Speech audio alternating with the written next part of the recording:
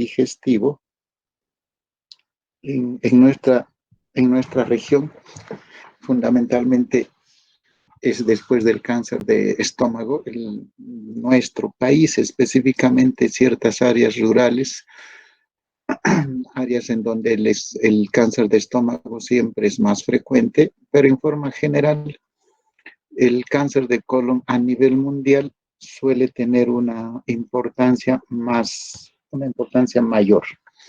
Por lo tanto, podemos considerar esta como la principal neoplasia digestiva eh, dentro de estadísticas mundiales. Por ejemplo, esta es una de ellas, en donde fíjense, esta es una estadística norteamericana en que de todas las neoplasias del aparato digestivo, las de colon y recto, entre las dos suman pues un buen porcentaje de casos, mientras que los otros segmentos son mucho más raros. Entonces, el cáncer colorectal, como muchas veces se puede denominar, significa que a nivel mundial es la neoplasia más común, pero tomando en consideración que hay otras en regiones como en la nuestra, por ejemplo, o en ciertos países ya identificados en Latinoamérica, por ejemplo, Chile, Costa Rica, o en el Asia, estamos hablando de Japón, en esos sitios el cáncer de estómago suele ser más frecuente. Entonces, la frecuencia del cáncer tiene variación regional, pero si es la estadística global, a nivel del mundo, el cáncer colorectal sigue siendo el más frecuente. Siempre la edad es un factor de riesgo. El tener más de 60 años significa mayor probabilidad de desarrollar cáncer. En realidad, cualquier cáncer, y dentro de ellos el cáncer de colon. En el Perú específicamente, ya le hemos dicho, ¿no? Es el cáncer de estómago el más común, y luego viene el cáncer de colon, y en el espectro de todas las neoplasias en general, el séptimo lugar. En el Cusco es un poquito incluso más, está siempre después del cáncer de estómago, y la edad promedio en nuestra población alrededor de los 60 años, y fíjense, una prevalencia de 20 por 100.000 habitantes. Sí, es decir, es más o menos importante la frecuencia de la enfermedad. Bien, si nosotros podemos determinar por qué hay neoplasia de colon, o en general todas las neoplasias, algunas de ellas ya tienen una explicación etiológica mucho más concreta. Por ejemplo, si recuerdan, el cáncer de estómago tiene bastante relación con el Helicobacter pylori. U otras neoplasias que también tienen relación con factores infecciosos, por ejemplo, el cáncer de cuello uterino con el papilomavirus humano, o el linfoma de Burkitt con el virus Epstein-Barr, o el carcinoma hepatocelular con los virus de hepatitis B, hepatitis C. Entonces, definitivamente hay una relación entre una infección y la neoplasia, y eso está demostrado en muchos cánceres. En el de colon no tenemos una relación tan concreta como los tumores anteriormente mencionados, y por esa razón nosotros estamos hablando, cuando hay cáncer de colon, sobre todo de factores de riesgo que puedan desarrollar el cáncer. Y uno de los factores de riesgo más importantes es el factor genético. En realidad, en todos los cánceres sí es importante el factor genético, pero acá tal vez tiene una relevancia mayor. Y entonces se ha visto que el cáncer de colon puede tener relación con todos estos genes que están implicados y que participan en el desarrollo del cáncer, pero de todos ellos sería importante resaltar este gen, el gen de supresión tumoral. Se ha visto que más o menos en el 70% aproximadamente de los pacientes con cáncer de colon tienen una pérdida en este gen de supresión tumoral P53. Y esto permite pues que los pacientes puedan desarrollar cáncer de colon pero siempre con la concurrencia de otros factores, es decir, que no es solamente el factor genético el único elemento productor de cáncer, sino que esto tiene que estar acompañado de otros elementos. Entonces, si hablamos de factor genético, fundamentalmente la pérdida del gen de supresión tumoral P53 ha demostrado tener relevancia en la transformación neoplásica del epitelio colónico. Sin embargo, para que el cáncer pueda tener, digamos, desarrollo, a pesar de tener un factor genético importante, se ha hablado de una serie de factores relacionados. Entonces, ustedes están viendo acá probable y posible. Lo probable posiblemente, bueno, valga la redundancia, lo probable está mucho más relacionado al cáncer de colon. Entonces, significa que el tipo de dieta es fundamental para el desarrollo de cáncer. Y eso explicaría por qué en ciertas sociedades occidentales el cáncer de colon es más frecuente. Eh, en la dieta, una relación importante con el cáncer es la presencia en la dieta de un alto contenido de grasas, animales posiblemente más, frituras, y esto con el bajo contenido de fibra. Ya, entonces significa que una dieta común que nosotros tenemos, en donde no hay consumo de fibra, y si hay más bien alto contenido de grasas frituras, sobre todo grasas de origen animal, permiten que en un paciente probablemente con factores genéticos desarrolle el cáncer. Y además hay otro tipo de agentes posibles no demostrados, pero que también han podido relacionarse con el desarrollo del cáncer. Algunos hablan sobre la disminución del selenio en la dieta, la presencia de carcinógenos en ciertos alimentos, por ejemplo, las aminas heterocíclicas en carnes. Eh, También se ha relacionado a bacterias, sobre todo la producción por el metabolismo bacteriano de fecapentanos. Y entonces estamos hablando de una serie de elementos posibles, pero que no están totalmente demostrados. Lo que sí hay una relación mucho más cercana con el cáncer de colon es la baja o el bajo contenido de fibra y el alto contenido de grasas, sobre todo de origen animal. Entonces eso significa que si nosotros tenemos asociación de factores genéticos más la presencia de un factor dietético, probablemente ahí se explica la gran mayoría del desarrollo de cáncer colorectal. Tenemos otros elementos que también son importantes. Entonces ahí se habla, por ejemplo, de la enfermedad inflamatoria. Habíamos dicho que enfermedad inflamatoria de larga data de evolución, colitis ulcerativa, enfermedad de Crohn de más de 10 años de evolución, puede predisponer al desarrollo de cáncer. Ese es otro factor de riesgo, pero más aislado.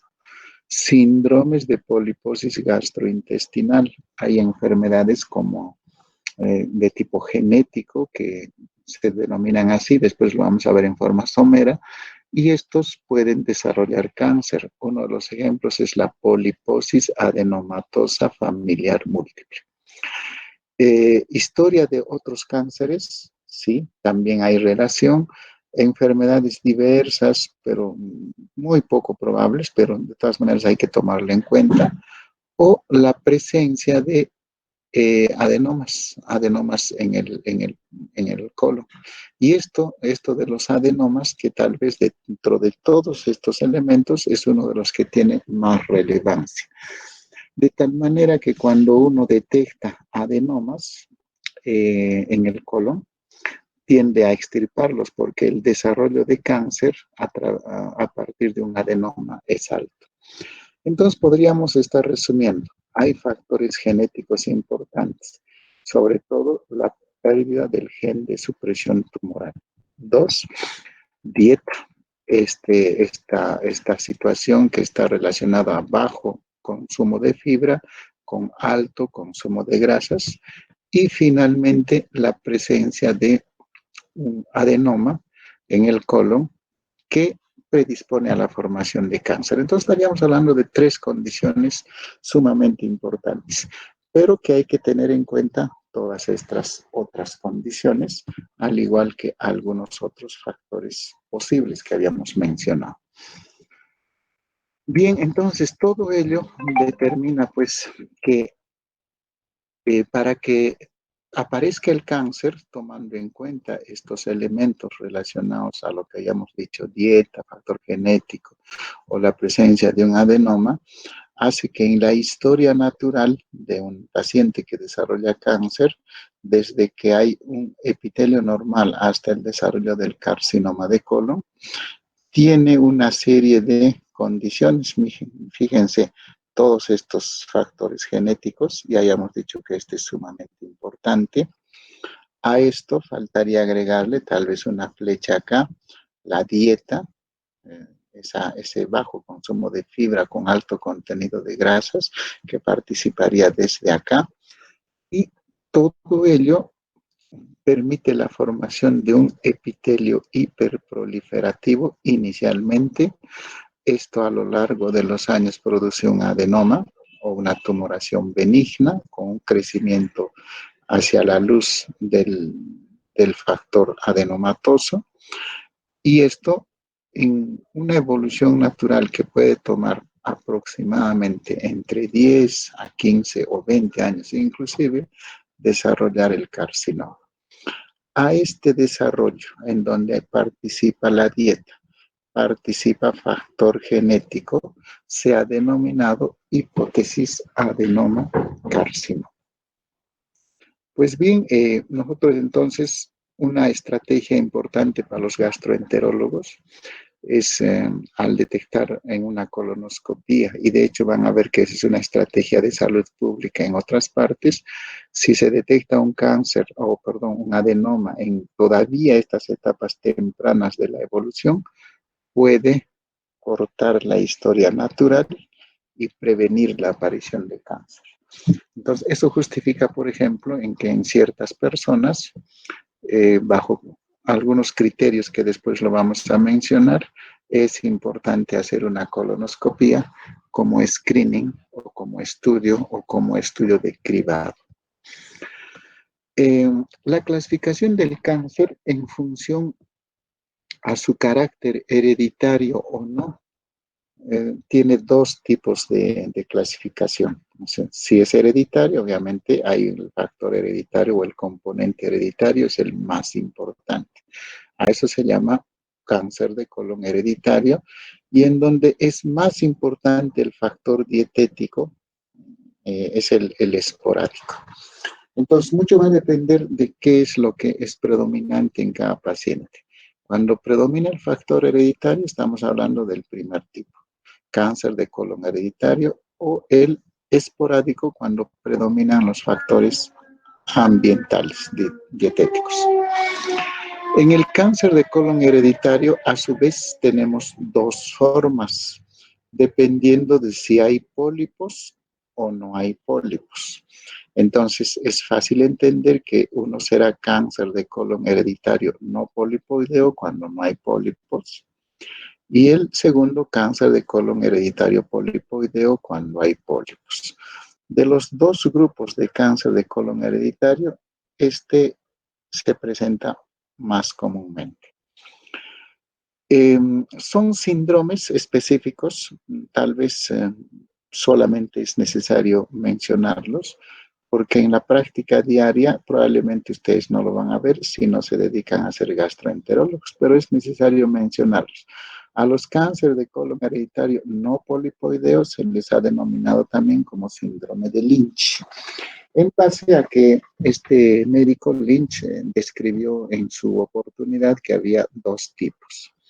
El Lynch tipo 1, de personas jóvenes, básicamente esa es su principal característica, y el Lynch tipo 2, pero en este caso la asociación al cáncer en edad temprana es con un cáncer de endometrio, o sea, básicamente mujeres. Pues tal vez es la diferencia, ¿no?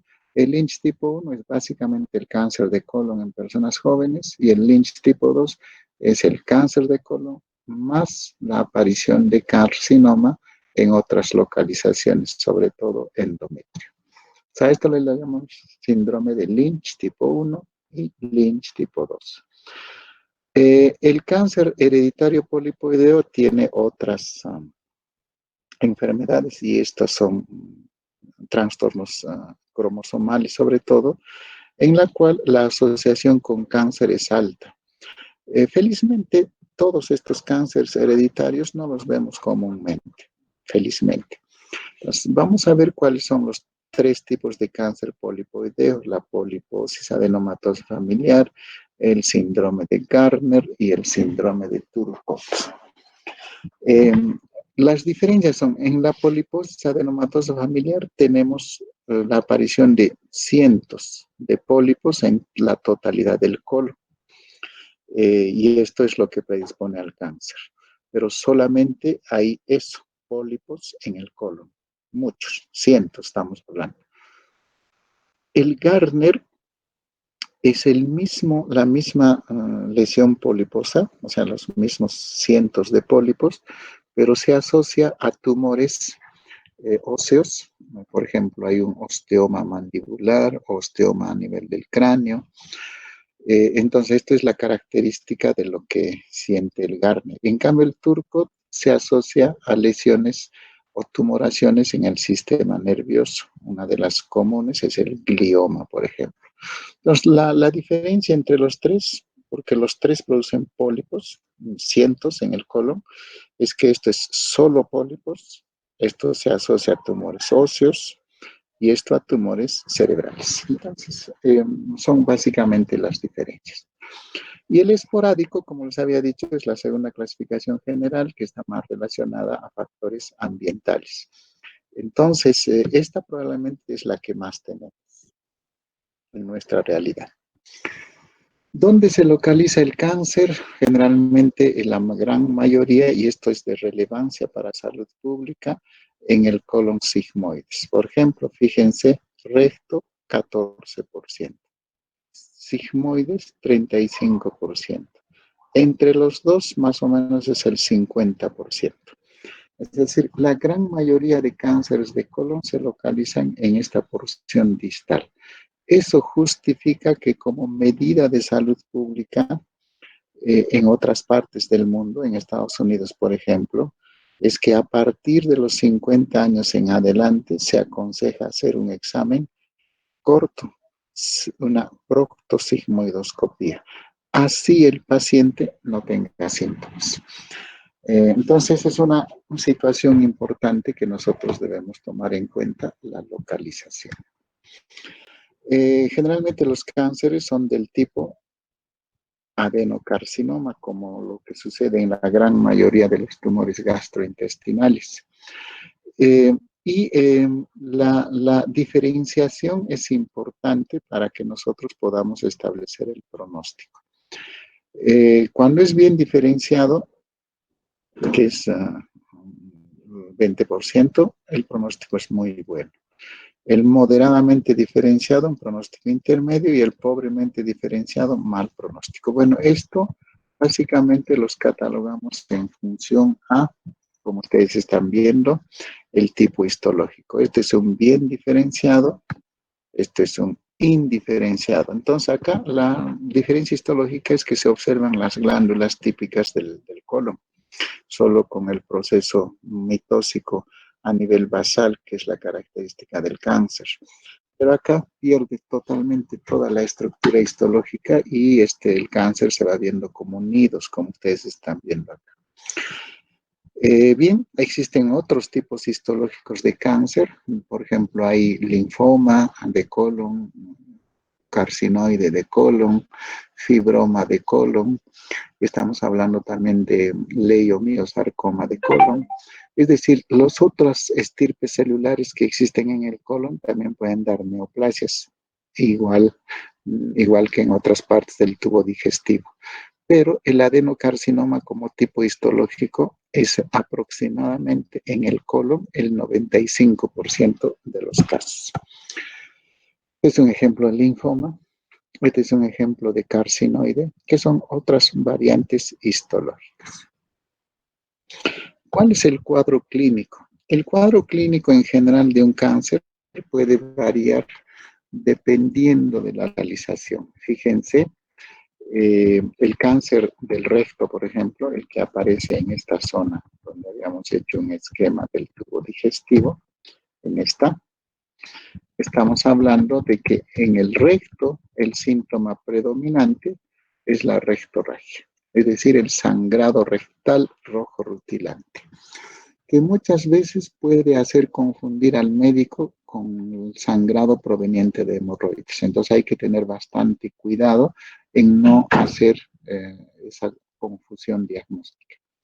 De tal manera que todo paciente que presenta rectorragia por esa razón, nosotros tenemos que hacer, aparte de un tacto rectal que es parte del examen físico, necesitamos hacer necesariamente un examen de endoscopía de esa zona. No hay que dejar de hacerlo. Hemos conocido muchas personas tratadas por hemorroides durante muchos meses que al final el diagnóstico no era eso, era cáncer de colon. Entonces recuerden, rectorragia, uno de los síntomas más frecuentes cuando se trata de cáncer del recto. En cambio, existen algunas otras, digamos, síntomas, pero este es el más relevante. Eh, hay que reconocer otros síntomas, por ejemplo, tenesmo. Esto es algo que a veces hemos visto en algunos pacientes, es decir, la sensación de querer de defecar y tener todavía la sensación de seguir defecándoles después de haber hecho la evacuación. Eso es por la masa que está creciendo en el recto y eso puede explicar la presencia de este síntoma, tenesmo rectal. A veces hay la mucorrea, sobre todo es una eliminación de mucus matinalmente y eso algunos pacientes lo confunden con incontinencia. O la disminución en las heces, en el calibre de las heces. Esto se puede confundir, por ejemplo, las heces delgadas con colon irritable.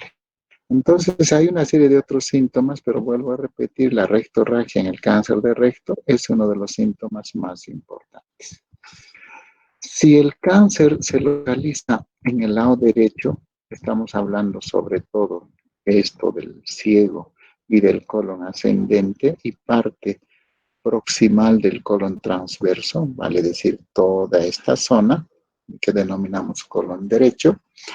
En esa zona, uno de los síntomas predominantes es la anemia crónica, es decir, el crecimiento lento y progresivo del cáncer puede ocasionar sangrados mínimos.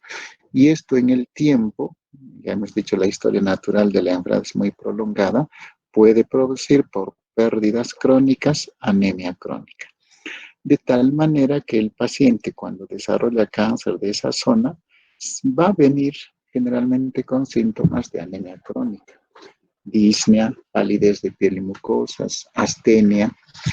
Y entonces es obligación nuestra, cuando hay un paciente mayor de 65 años y que desarrolle anemia crónica, es una obligación nuestra hacer una evaluación para despistaje de cáncer de colon.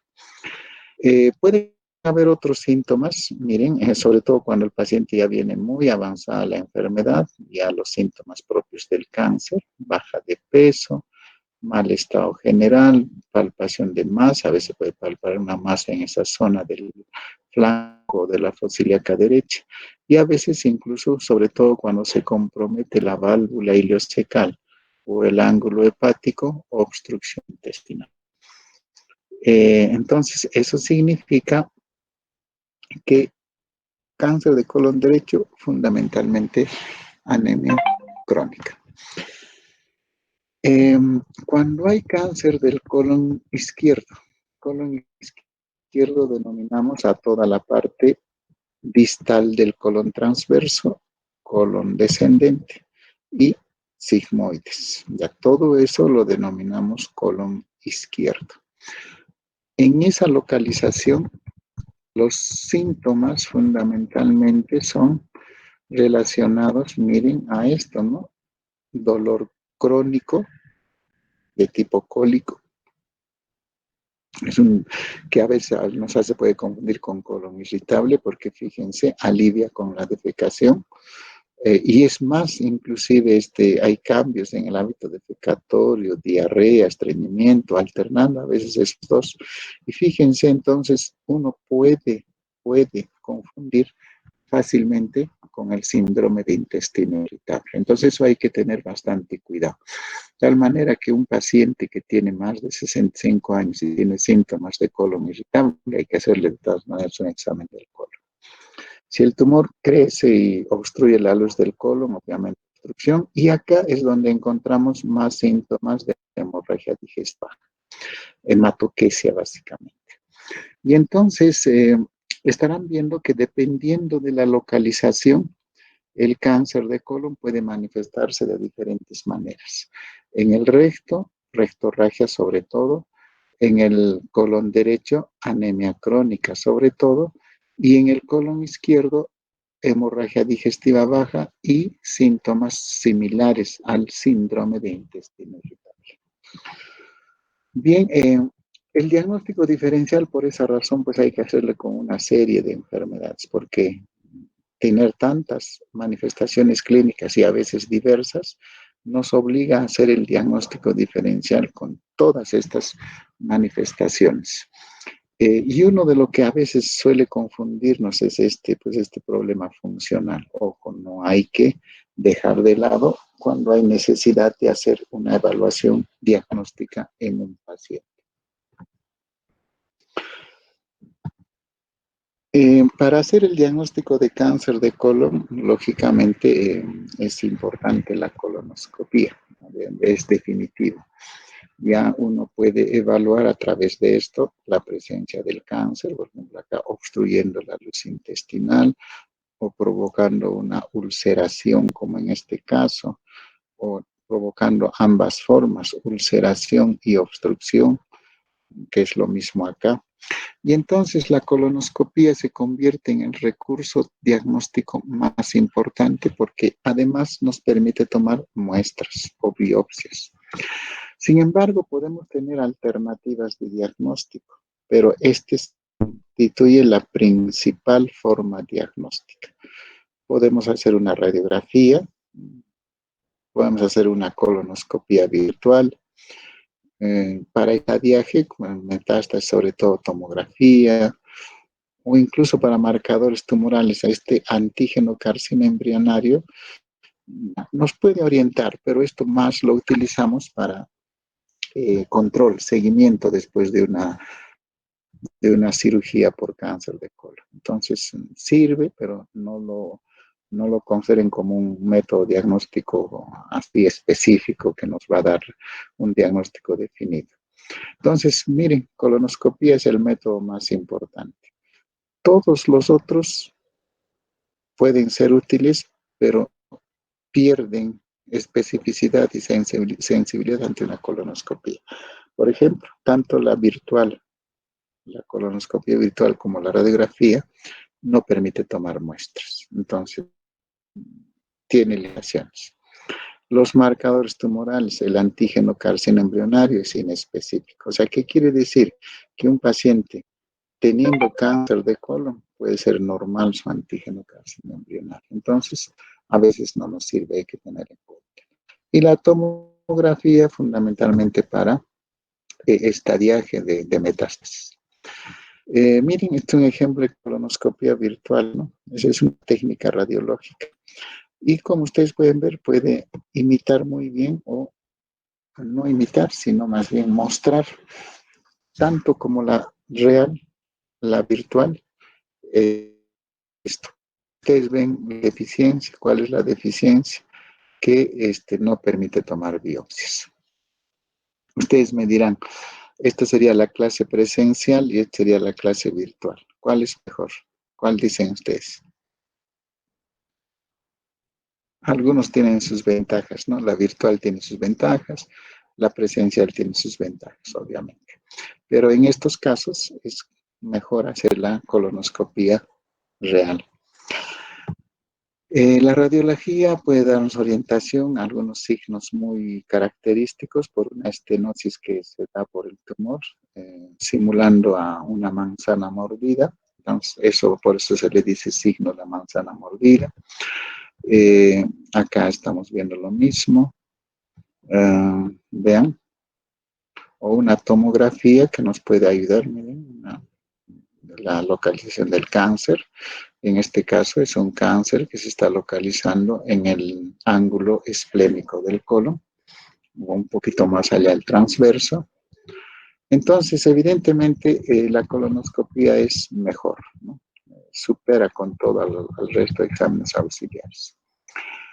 Eh, este es un tumor que se puede metastatizar muy frecuentemente, al hígado sobre todo y al peritoneo, que entre las dos localizaciones es lo que más encontramos metástasis, pero puede dar metástasis a todos los otros órganos, pero sobre todo hígado y peritoneo. Entonces, por ahí, acá sí tiene utilidad la tomografía para poder detectar estas metástasis, como por ejemplo esta que ustedes están viendo acá, una lesión nodular, es una metástasis hepática.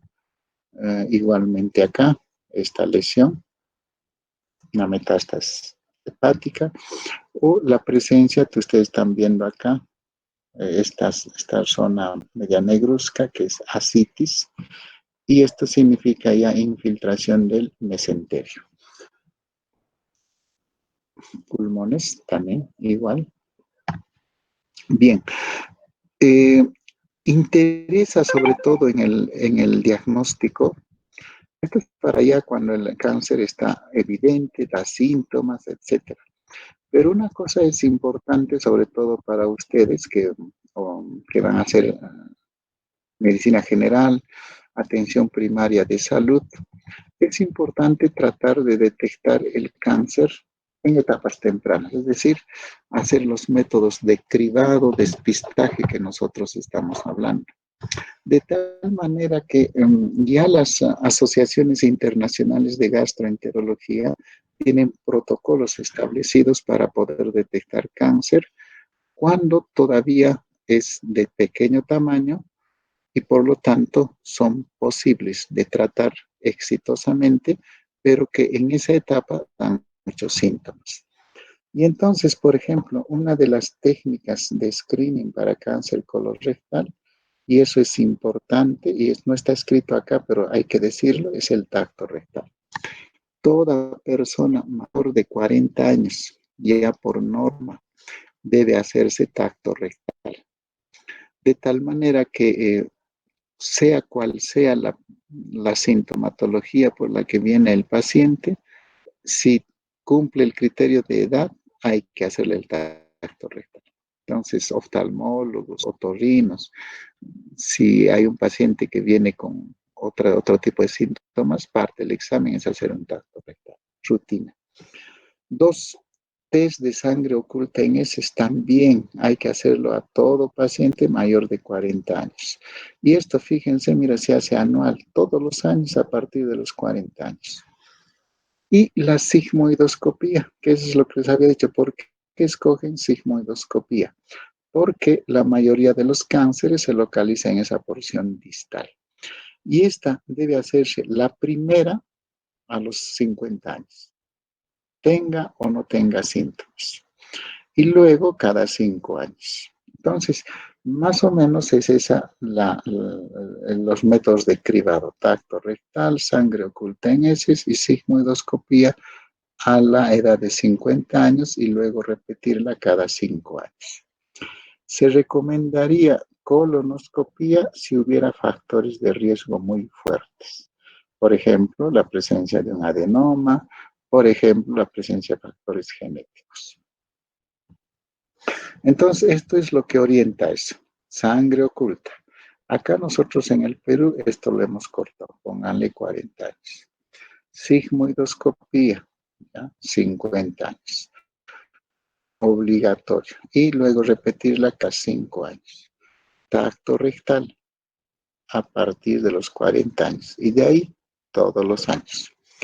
Y colonoscopía completa si hubiera alto riesgo. ¿Ya? ¿Cuál es el alto riesgo? antecedente de cáncer en la familia, historia de enfermedad inflamatoria intestinal. Recuerden, cuando hay más de 10 años de enfermedad, la predisposición a cáncer aumenta, o que el mismo paciente haya tenido antes en algún examen previo un adenoma, o que él mismo haya tenido un antecedente de cáncer colorectal. Entonces, esto ya está establecido. No tienen que olvidarse. El objetivo es encontrar neoplasias en etapa temprana y que permitan un tratamiento curativo al 100%. Y que lamentablemente muchos pacientes no dan síntomas en esas primeras etapas. El test de sangre oculta en heces es importante saber cómo o qué fundamento tiene, ¿no? Esto, como ustedes pueden ver, detecta 5 centímetros cúbicos o menos de sangre, o sea, es capaz de detectar pequeñas cantidades de pérdidas. No es sensible, o sea, no significa que todos los pacientes que tengan este test positivo tengan cáncer de colon. No, no es así. Pero sí nos orienta a que si hay sangre en las heces, nosotros podemos indicar al médico que tenga que hacerse una colon necesariamente. Miren, hay una serie de tests que nos permiten saber esto. El test del guayaco, que es lo que nosotros utilizamos, pero hay tests mucho más específicos, pero que son más difíciles de conseguir. Pero el objetivo de todos ellos es detectar pequeñas cantidades de sangre en las heces. Entonces, es importante eso. Entonces, en el diagnóstico tendríamos que ver dos cosas. Ya cuando el diagnóstico está con una persona muy sintomática, obviamente la técnica de elección es la endoscopía, la colonoscopía más la biopsia. Pero más importante para ustedes es tratar de detectar a manera de cribado un cáncer colorectal en etapas tempranas. Y para ello tienen que seguir estas normas que uno aconseja hacer. El tratamiento fundamentalmente tiene que ver con el estadiaje, obviamente. Mientras el cáncer pueda ser resecable, tiene mejor pronóstico. Y si el cáncer ha progresado y ha dado metástasis, se hace irresecable y el pronóstico es malo y los tratamientos también son mucho más difíciles proporcionárselos. Entonces, interesa hacer un estadiaje antes de establecer el tratamiento. Y tenemos dos tipos de estadiaje. Una, la clasificación de TMM, que es la clasificación patrocinada por la Organización Mundial de la Salud, que se da también en otros cánceres del tubo digestivo, que establece en función al tumor, a la infiltración del tumor en la pared, a la presencia de ganglios, que sería la N, o a la presencia de metástasis. Y entonces, esto nos puede ayudar, pero es un poquito engorroso, como ustedes están viendo. Entonces, acá en colon, nosotros tenemos una clasificación que es muy utilizada por los cirujanos, que se llama clasificación de Dukes o Duques. Entonces, lo clasifica en función a esto en tipo A, B1, B2, C1, C2. Y in situ. In situ se dice cuando solo el cáncer está en la mucosa.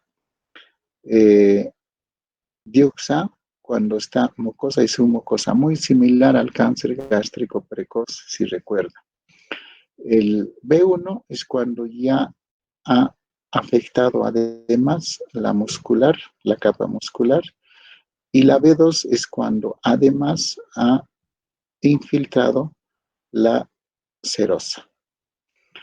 El C1, miren, fíjense, una diferencia es muy parecida al B1, pero la diferencia entre el B1 y el C1 es que en el C hay compromiso de ganglios, en el B no hay compromiso de ganglios.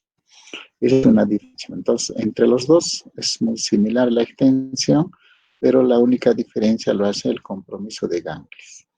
Y el C2, que también es muy parecido al B2, pero la diferencia es el compromiso de ganglios. Entonces podríamos resumir, in situ, A, cuando compromete mucosa y submucosa. B1, mucosa, submucosa, talamus sin ganglios. B2, mucosa, submucosa, muscular y serosa, pero también sin ganglios. C1, mucosa, submucosa, muscular con ganglios. Y C2, mucosa, submucosa, muscular y peritoneo y con ganglios. Bien, entonces, en función a esto, la sobrevida, fíjense cómo se va repartiendo, ¿no? En el Diuxa, o sea, en donde solamente hay mucosa y submucosa, la sobrevida es amplia, entonces casi es curativa. Mientras en el Diuxe, este sería C1 y este sería C2 con la modificada, la sobrevida es muy baja. Bien, entonces interesa hacer el estadiaje. El pronóstico depende de eso. Si estamos en estadios precoces, el pronóstico es mejor. ¿Con qué? Con cirugía. Si estamos en estadios tardíos o avanzados, el pronóstico es malo y la persona pues tiene un escaso índice de sobrevida. Y cuando está avanzado, lo único que nosotros podemos recomendar al paciente es terapia paliativa. Entonces, la cirugía siempre se considera el tratamiento de elección. Hay que hacer una resección del colon dependiendo de dónde se localiza el cáncer. Si el cáncer se localiza en el lado derecho, hay que hacer una hemicolectomía derecha. Si el cáncer se localiza en el lado izquierdo, se hace una hemicolectomía izquierda. Entonces, son resecciones amplias. El problema es cuando el cáncer está localizado en el recto. Acá el problema es cómo va a defecar el paciente. Entonces, si la neoplasia está en el recto, se extirpa esta zona y se hace un abocamiento del intestino hacia la pared abdominal. Eso se llama colostomía. Quimioterapia, una serie de quimioterápicos. Acá estos se están utilizando cada vez más terapias biológicas, llamamos. Entonces, esto es lo que puede tener muchos efectos beneficiosos. Radioterapia casi muy poco, pero más que nada en el cáncer de recto, sobre todo cuando ya es irresecable. Bien.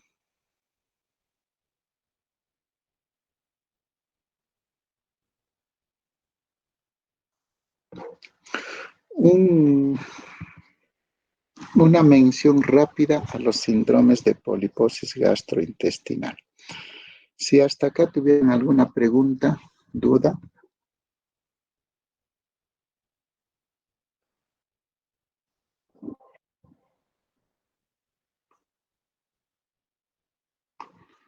A ver, dice que no hay preguntas. ¿No tienen preguntas?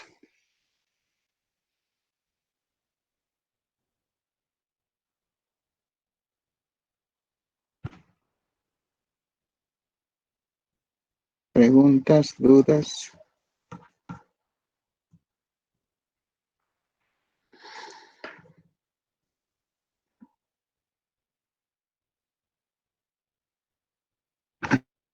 Está Araceli.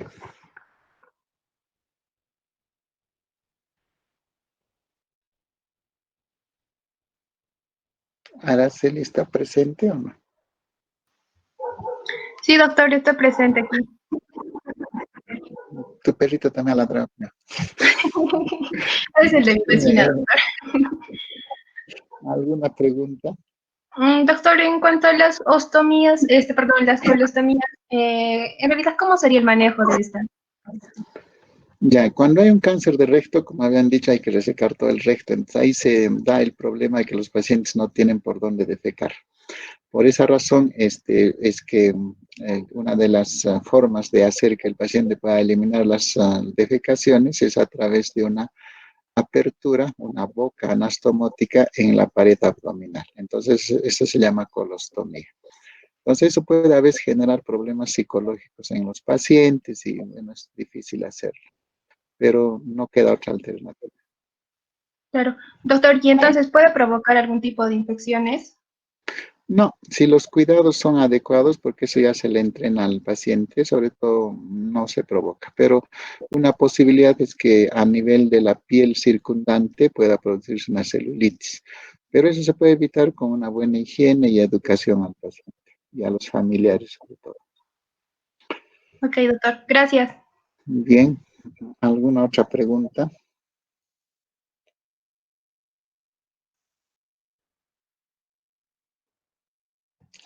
Bien, habíamos visto que los síndromes de poliposis gastrointestinal tienen que ver pues con lo que es los problemas de colon, ¿no? Y entonces habíamos visto que hay unos síndromes de poliposis hereditaria y otros no hereditarios. Uno de los que nos da interés en estos síndromes de poliposis hereditario se llama poliposis adenomatosa familiar múltiple.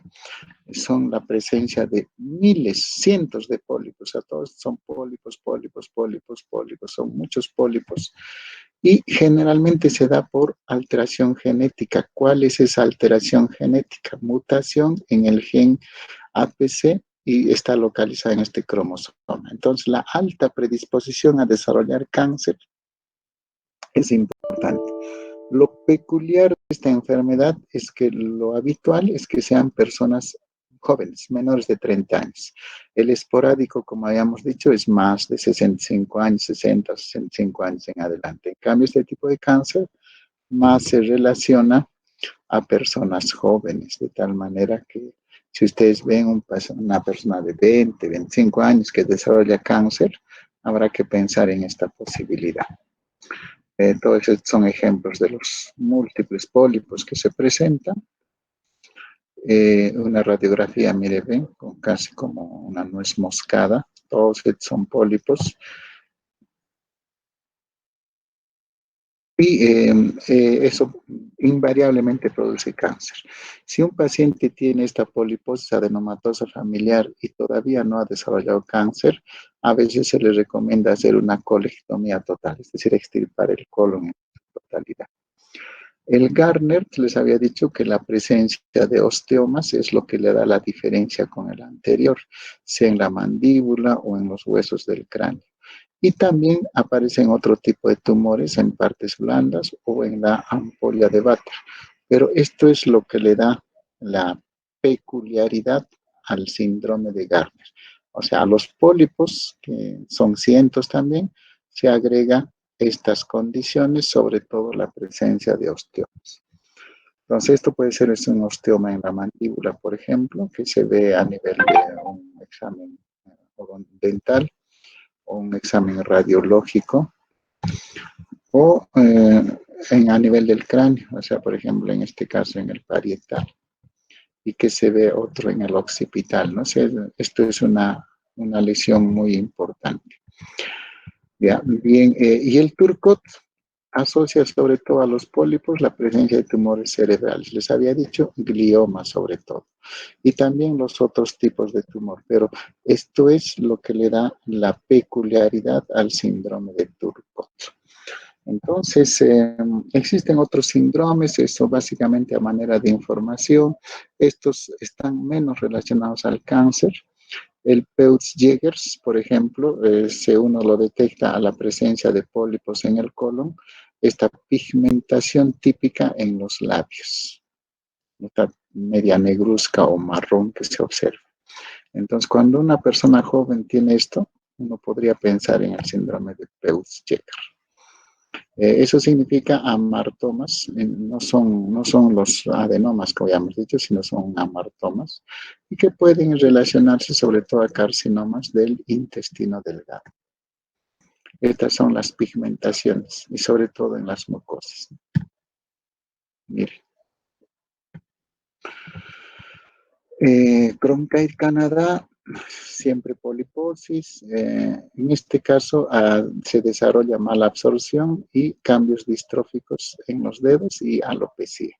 Vean, todas estas lesiones o síndromes hereditarios, estos son los problemas relacionados a los dedos, o la alopecia que uno puede observar acá, ¿no? Esto acá, otro.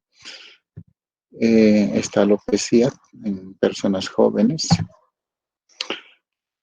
Y también, para terminar la clase de hoy día, a veces aparecen pólipos en niños. Son denominados pólipos juveniles. Estos generalmente no tienen tendencia a desarrollar cáncer, pero su principal problema es el sangrado rectal. Entonces se presenta más en niños, en jóvenes niños. Eh, Hay que decir que esto sí no se desarrolla, no se relaciona mucho al cáncer. Más el problema es el sangrado que presentan estas personas. Bien, si tuvieran alguna pregunta.